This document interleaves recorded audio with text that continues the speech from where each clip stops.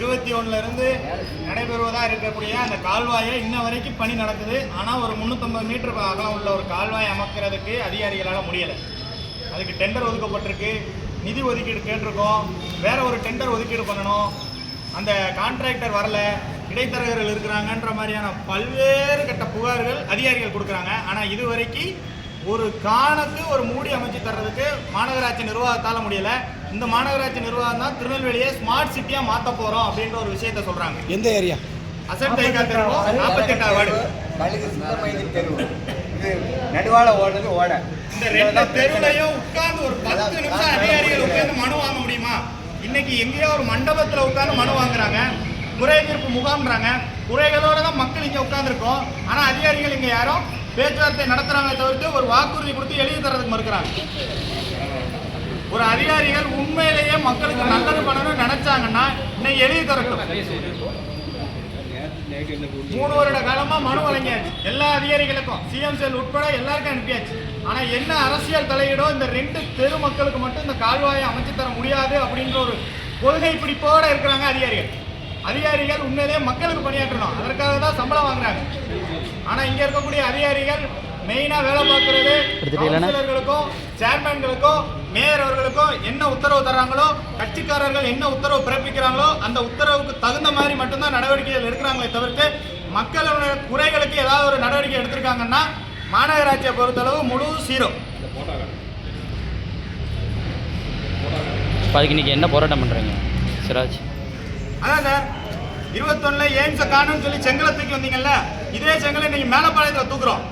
தமிழ்நாடு முழுவதும் இந்த செங்கல் தான் தூக்க போறாங்க. ஏன்னா குறைகள் தான் இருக்குது. இந்த இருக்கு பாருங்க, இப்படி யாராவது ஒரு தெருவில் குடியிருக்க முடியுமா? ஸ்மார்ட் சிட்டின்னு சொல்லி நீங்க வாக்குறுதி என்ன கொடுத்து மேலப்பாளைய பகுதி மக்கள்கிட்ட நீங்க ஓட்டு வாங்கி ஜெயிச்சீங்க.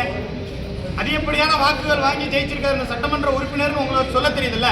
அப்படி அதிகமான வாக்குகள் கொடுத்த மக்களுக்கு நீங்க என்ன செஞ்சீங்க? செய்யறேன் அப்படின்னு சொல்லக்கூடிய பதில் மட்டும்தானே தவிர்த்து செஞ்சு காட்டியிருக்காரா இந்த தொகுதியினுடைய எம்எல்ஏ? ஏதாவது ஒரு தொகுதியில், இந்த தொகுதியில் ஏதாவது ஒரு திட்டத்தை செஞ்சு காட்டியிருக்காரான்னு யாரையா காட்ட சொல்லுங்க.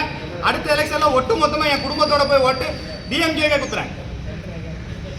எல்லா குறைகளும் அப்படியே இருக்குது. பாளையங்கோட்டை தொகுதி திமுக கோட்டை அப்படின்றாங்க. கோட்டையில இவ்வளவு பெரிய ஓட்டை இருக்குது, இதெல்லாம் கேட்கறதுக்கு யாரு இருக்கா? சேர்மன் வர்றாங்க, அப்படியே நின்றுட்டு போறாங்க. குறைகள் சார்ந்ததுதான் இந்த ஆட்சினா என்னதை நீங்க ஆட்சி நடத்துறீங்க? இது எல்லாத்தையும் விட்டுட்டு அதிகாரிகள் எல்லாம் குறை தீர்ப்பு முகாமில் உட்காந்துருக்காங்க. மக்கள் எல்லாம் குறையோட இங்க நிக்கிறோம். அதிகாரிகள் எங்க இருக்கணும்? குறை தீர்ப்பு முகாமில் வந்து சொல்லுங்க, 45 நாள்ல சொல்லிடுறோம், என்னன்ற தீர்வு கொடுத்துட்றோம். என்ன சார் டெலிவரியா சார்?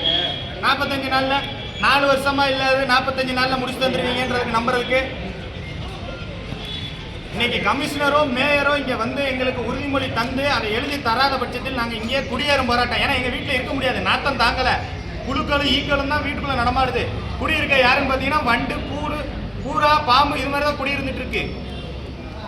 இன்னைக்கு எங்க 2 தெரு இப்படி நாசமா போயிட்டு இருக்கு. இன்னும் எத்தனை தெருவு உள்ள கிடக்குதோ நாத்தத்திலையும் அந்த சாக்கடை வாடையிலையும் இந்த மக்கள் கிடக்கணுன்ற ஒரே ஒரு விஷயம் தான் இந்த தொகுதி மக்கள்கிட்ட இருக்குது. குறிப்பா மேலப்பாளையத்தில் இருக்குது. என்ன கேட்காங்க அவங்க? என்ன எங்களுக்கு ஓட்டுக்கு 5000 ரூபா தாங்கன்னா கேட்குறோம். ஒரே ஒரு விஷயம், இந்த கால்வாய்க்கு மூடி அமைச்சு தந்துருங்க, உங்களுக்கு புண்ணியமாக போகும். பாருங்க சார், எத்தனை வயசானவங்க இவங்க எப்படி சார் போவாங்க? டெய்லி ஒரு 2 வருஷமா எத்தனை மனு பாரு, இந்த பாருங்க எத்தனை மனு. எந்த ஊர்லயே இவ்வளோ மனு கொடுத்து பார்த்துருக்கலாம்? பாருங்க, இந்த பாருங்க, இது எல்லாருக்கும் போட்டு விட்டது கூட ரிஜிஸ்டர் காப்பி. எத்தனை காப்பி பாருங்க. சிஎம் செல்லுக்கு அனுப்புங்க, உடனே நடைபெறும். சிஎம் சாருக்கு அனுப்பிச்சு நடக்கலையே.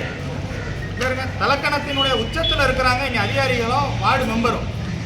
எத்தனை மனுக்கள், இத்தனை மனுக்களுக்கு வேல்யூ இல்லாதவே இன்னைக்கு ஒரு வாக்குறுதி கொடுத்தீங்கன்னா நாங்கள் நம்பிட்டு போகணுமா?